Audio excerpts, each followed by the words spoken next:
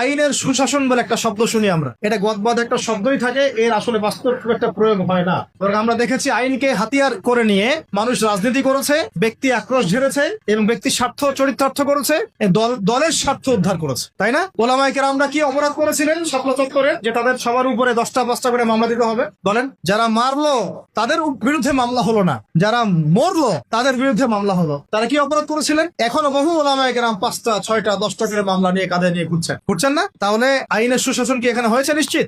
এখন পর্যন্ত এই পরিবর্তিত সরকার বলছেন এখন পর্যন্ত এগুলোকে উইথড্র করা হয় নাই, এখন পর্যন্ত মামলাগুলো থেকে উইথড্র করা হয় নাই, এখন পর্যন্ত বহু গুম হওয়া মানুষকে উদ্ধার করা হয় নাই। আর আমরা জানি তারা কি পরিমাণ কষ্টে আছেন, আমরা গেস করতে পারি যে তারা কি পরিমাণ কষ্টে আছে। এটা তো আপনি গেস করতে পারবেন না, কারণ আপনার সে অভিজ্ঞতা নাই, সমুদ্র দেখেন নাই, আপনি বুঝবেন কিভাবে এর গভীরতা কেমন। সেখানে একদিন মনে হবে 1 বছরের সময়, একদিন মনে হবে কি 1 বছরের সময়। এমন বহু মানুষ ভিতরে এখনো আছে যারা মাজলুম, নির্যাতিত, নিপীড়িত, এখন ওদেরকে বের করা হয় না। এটা কি আইনের সুশাসন নিশ্চিত হয়েছে? যদি ইসলামিক রাষ্ট্র ব্যবস্থা থাকতো তাহলে প্রত্যেকটা জালেমের বিচার হতো, প্রত্যেকটা মাজলুমকে আমরা বেকসুর খালাস